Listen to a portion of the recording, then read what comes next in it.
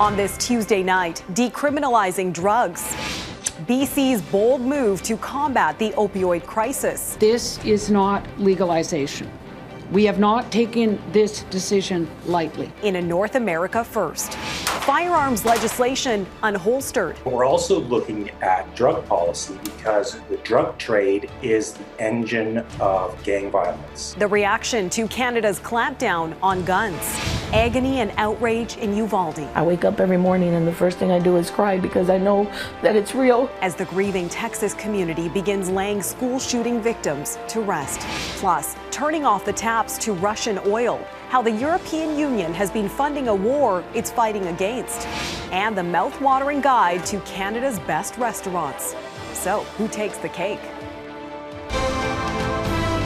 Global National with Donna Friesen. Reporting tonight, Nitu Garcha. Good evening and thank you for joining us. 27,000 Canadians have died from opioid-related overdoses since 2016. Tonight, the federal government is taking action to address the crisis in one of the worst-hit provinces.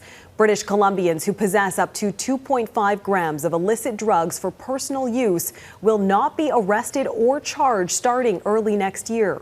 The federal Minister of Mental Health and Addiction said granting the exemption is a significant policy change needed to slow the public health emergency. This is not legalization.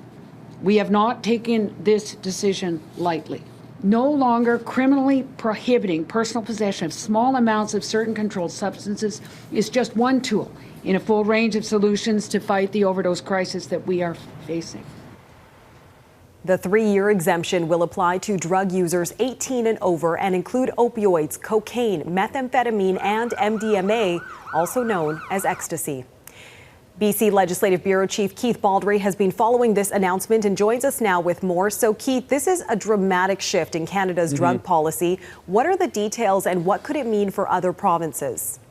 It is a significant shift, one of the biggest ones we've seen in quite some time. Nidu, again, you listed some of the drugs involved here, which does include opioids, cocaine, methamphetamine. Again, it applies only to adults age 18 and over. These drugs are still criminalized in such settings as schools, childcares, and airports, so that's not going to change.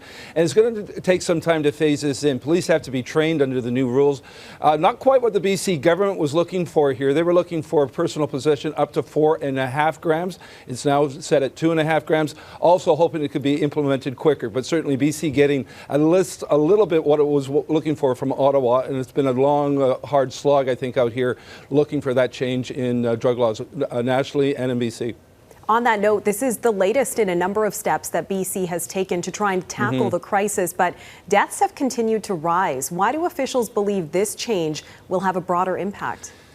Yes, one of the things we've seen in the pandemic is increasing use of drugs on a self basis with no one else in the room. So people are isolating in the pandemic and again using drugs in a dangerous situation with no one there to watch over them. So the feeling is this could remove the stigmatization that comes with drug use and allow people to be more comfortable if they're engaged in drug use with other people. Also interesting today, hearing from BC Public Health Officer Dr. Bonnie Henry about some of the demographic changes that could be affected here by decriminalizing drugs. Indigenous people pay a disproportionately high cost in terms of incarceration when it comes to minor drug possession. Here's Dr. Henry. Over half of the women in our provincial correctional facilities are Indigenous women, and 80% of the women in those facilities are there for low-level drug crimes. And the disruption that has on their lives, on the lives of their families and their communities is immense. So BC's going first on this front, but already Montreal and Edmonton are seeking similar applications here. So I think, again, based on the data we see here, if the number of deaths does start to decline significantly in British Columbia as a result of these changes starting early next year, you can be sure this is probably going to apply to other jurisdictions as well. Keith Baldry in Victoria, BC tonight. Thanks, Keith. Canada's Auditor General is out with 4 new reports which find the federal government is falling short on supporting disabled veterans and a number of other vulnerable groups across the country. These audits point to long-standing problems and barriers across a broad range of government activity. These barriers are unacceptable, whether faced by Indigenous and Black offenders or by low-income individuals and veterans accessing benefits. AG Karen Hogan says even with steps taken towards improving conditions, disabled veterans are still waiting almost 40 weeks to receive benefits in some cases. Hogan also found Black, Indigenous, and female inmates face greater barriers when returning to society, including timely access to programs that help with integration. A day after proposing new legislation to limit handguns in Canada, there are questions about how the measure will take shape. Bill C-21 stops short of an outright ban on handguns and instead would set a hard limit on the number of weapons in the country. Those who currently own and operate handguns safely and store them safely are not at all targeted by this legislation. We're simply saying that we are freezing the market, and in the future it will not be possible to buy, sell, transfer, or import handguns in Canada. Until the legislation passes, the federal government will monitor and collect data on any new handguns that are purchased. Abigail Bimman has more. I'm angry. I'm angry and I'm frustrated because we follow the rules. In the wake of the Liberals' new gun legislation, it's no surprise people like gun range owner J.R. Cox feel targeted. It doesn't look good for the business. It doesn't look good for me. While gun control advocates like Ken Price and Claire Smith, whose daughter Samantha survived the Danforth shooting in Toronto, are pleased by a handgun freeze. I'm just a bit in shock at the news. I'm really encouraged and I'm very, very thankful. But the legislation is complicated with much to unpack. Experts are divided as to whether new rules will have an impact on the problem of illegal guns entering Canada. It absolutely will work for police. It'll also work for local municipalities because they will have the ability to implement certain bylaws which will restrict weapons also. Thinking that we can actually stop them at the border is, in my view, dreaming. Irvin Walder says we'll never know how many illegal guns flow through the border. He is among those who believe the only way to stop them is to lower demand by tackling the causes of gang violence. Economic opportunity, job opportunity, stuff like that. But we're also looking at drug policy because the drug trade is the engine of gang violence. Something everyone but the government seems to agree on. Expect a short-term burst in gun sales and licensing as people try to beat the deadline when the freeze takes hold and you can't buy new guns. It is a ban in everything but name. Gun law expert Solomon Friedman says the legislation was put forward without enough consultation on all sides. It seems to me like gun control made by Twitter, that in the wake of an awful, unspeakable tragedy in the United States, which of course has its own gun culture, has its own issues with respect to violence that simply do not exist in Canada. We have some really shoddy legislation. The public safety minister certainly disagrees, believing the bill's new surveillance and wiretap powers for investigators and tougher sentences are effective deterrents for illegal gun users. He's also promising to move forward on the long-standing gun buyback promise, now 3 years old, and not included in the legislation. Abigail Bimman, Global News, Ottawa. 2 RCMP decision makers were granted permission to testify via pre-recorded video interviews today at a public inquiry into one of Canada's worst mass shootings. The managers were also exempt from undergoing cross-examination by lawyers for families of the 22 victims. As Ross Lord reports, what the Mounties said sheds more light on their failure to contain the gunman for 13 hours in 2020. Questioning by the Mass Casualty Commission was cordial. That's the type of explanation I think that helps certainly myself and hopefully others understand. Free from cross-examination by family lawyers, an RCMP decision maker explained his part in the Mounties' response to the Nova Scotia massacre that left 22 people murdered. There are going to be crossed wires. There are going to be duplication of efforts. When first called at home, Andy O'Brien declined to become involved in the response because he'd consumed several glasses of rum. There's a person down there with a gun. They're still looking for him. But O'Brien did take a lead role despite the RCMP's code of conduct that forbids members from working if they've been drinking. And did you feel at any point in the course of that evening that you were in breach of this code of conduct? No. On the following day, members guarded several murder scenes in Portapique, Nova Scotia. They did not check for additional scenes. It, for some reason, never occurred to me that there might be other scenes. Many families are boycotting the hearings, saying the Mounties' protected testimony amounts to a lack of accountability. The Commission has alluded to unspecified health concerns. They have to give a more clear explanation to the affected families of the victims as to why they're doing this. Another RCMP manager, Staff Sergeant Brian Rehill, says he didn't hear a member's radio message about an alternate community road, a road the killer used as an escape route before killing 9 more people the following day. Ross Lord, Global News, Windsor, Nova Scotia. In Uvalde, Texas today, the first of the funerals for the children killed in the school shooting. Friends and loved ones said their final goodbyes to 2 10-year-old girls gunned down in their classroom 1 week ago. Jennifer Johnson has the latest. More pain and mourning in Uvalde as the first of 21 funerals are held for 2 school children killed in last week's mass shooting. 10-year-old Amerie Jo Garza was shot to death while trying to call 911 from her classroom. Mate Rodriguez was an honor roll student who dreamed of becoming a marine biologist. She didn't deserve it, but I just know in that moment she was brave. She was telling people where to hide. The grief in Uvalde is impossible to measure.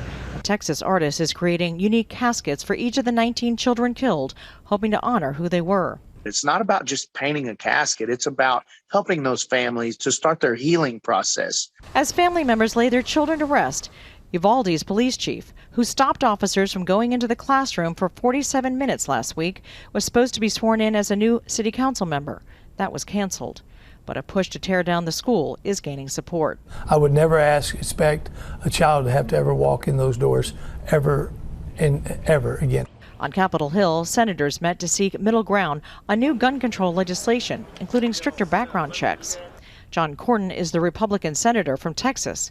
Chris Murphy, a Democrat, represents Connecticut, where 26 people, most of them children, were killed at Sandy Hook in 2012. I've been to more mass shooting aftermaths than I think any president in American history, unfortunately. At the White House, President Joe Biden met with New Zealand's Prime Minister, who put into effect sweeping gun reforms after the deadly 2019 shootings in Christchurch.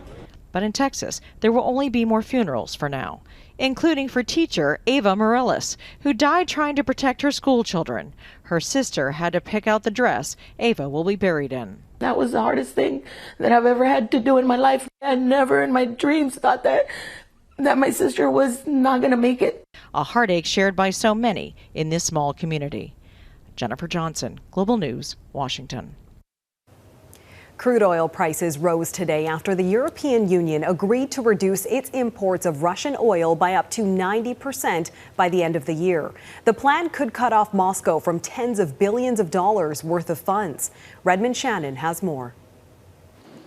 A Ukrainian court sentences another 2 Russian soldiers for war crimes, this time to 11.5 years each in prison for shelling a village in eastern Ukraine. Investigation processes and then court processes will be a very long period of time. Ukraine's prosecutor general says her office has now identified 600 Russian war crime suspects. On the front lines in the east, Russian troops have now taken parts of Severodonetsk, the bombarded city, an important target for the Kremlin as it aims to control the entire Donbas region.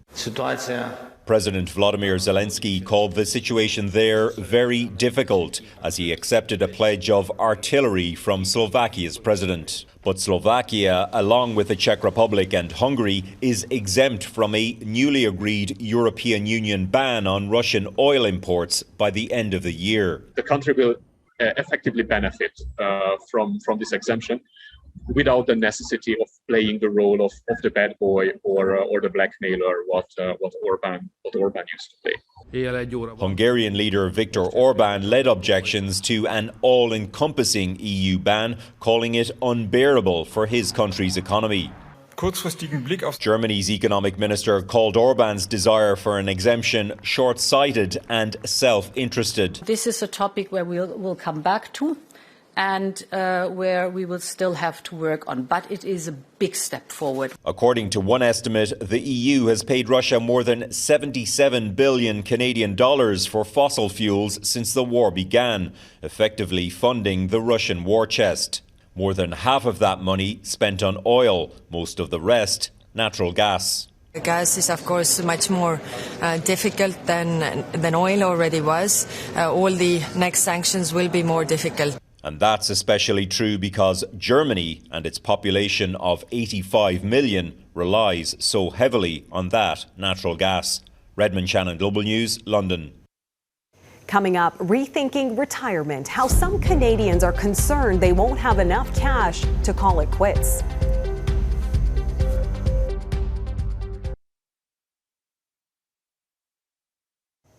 The Canadian economy is growing thanks in part to business investment and household spending. Statistics Canada says the gross domestic product, or GDP, grew at an annual rate of 3.1% in the first quarter of this year. But that's well below consensus estimates and down from 6.6% in the last quarter of 2021. But the Bank of Canada says the economy is running too hot. Experts say the central bank will likely raise its key interest rate target Wednesday by 0.5 percentage point, bringing it to 1.5% to try to cool skyrocketing inflation.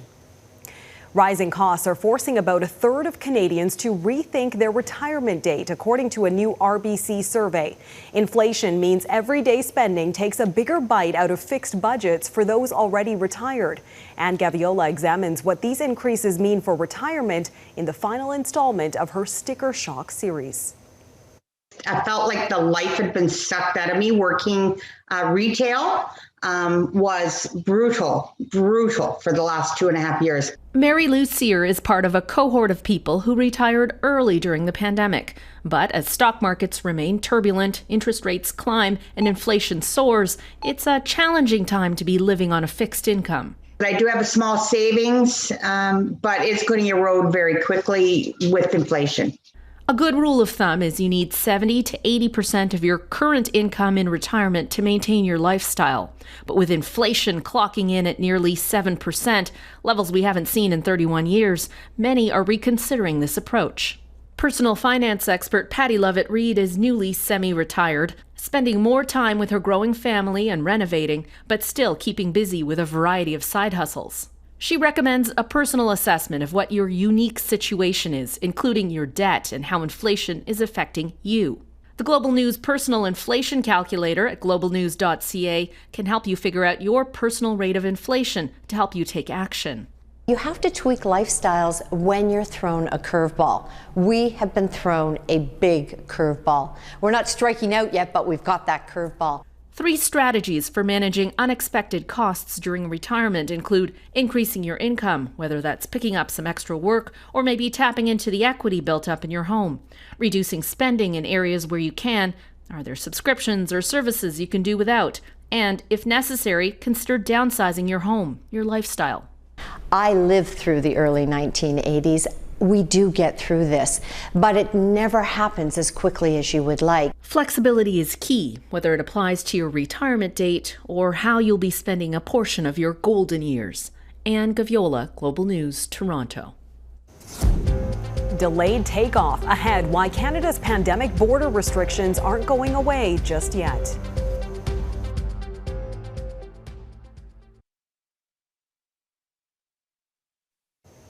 Canada is now extending its COVID-19 border restrictions until at least June 30th. The Public Health Agency of Canada announced this on Tuesday, a day after Parliament voted down a Conservative opposition motion to go back to pre-pandemic travel rules. This means restrictions are still in place at Canadian airports and land borders, including random COVID-19 testing and vaccine mandates. All international travelers will also still need to use the Arrive Can app before coming to Canada.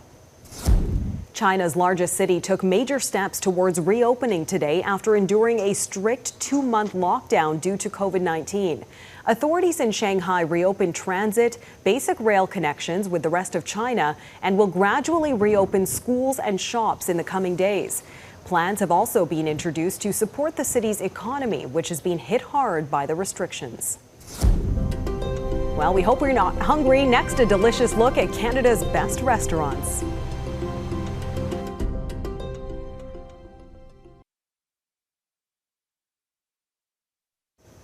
After years of COVID measures strained both the restaurant industry and our appetites, it's no surprise many Canadians are rushing out for dinner these days. Now they may have more reason to, as the latest list of Canada's 100 best restaurants is finally out after a starvingly long hiatus. Mike Drolet takes a closer look.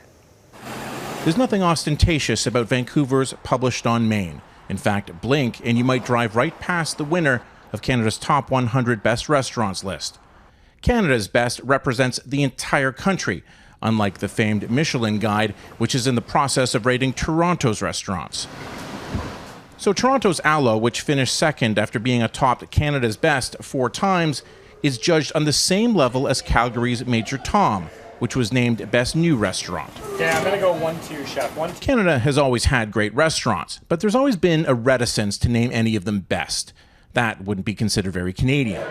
But now, especially as we emerge from the pandemic, chefs like Toronto's Rob Rossi, whose Osteria Julia finished second in the new restaurant category, couldn't be happier for the increased scrutiny. I know that a lot of restaurateurs and chefs and all the cooks and everybody that makes these restaurants function, it's very important to them. This is our life passion, and it's just something that we really need, and we want to get back to the people. And we the people clearly want to get back to them. Andrew Smith, who runs the Toronto Wine Club Curatus, sees a return of customer confidence, and business deals such as the one he made to be the official Canadian ambassador of basketball legend Yao Ming's wines are once again flowing. It's as much as it's deserved, it's very affirming to the folks like me who have stuck with it, pivoted, lasted, and now we can open again, and people can kind of relish and celebrate it. We can all raise a glass to that. Mike Drolet, Global News, Toronto. And that is Global National for this Tuesday. I'm Neetu Garcha. Tonight's Your Canada is a rainbow over Lake Huron in Midland, Ontario. We love to see your Canada. Please email it to viewers@globalnational.com. Thanks for watching. Have a good night.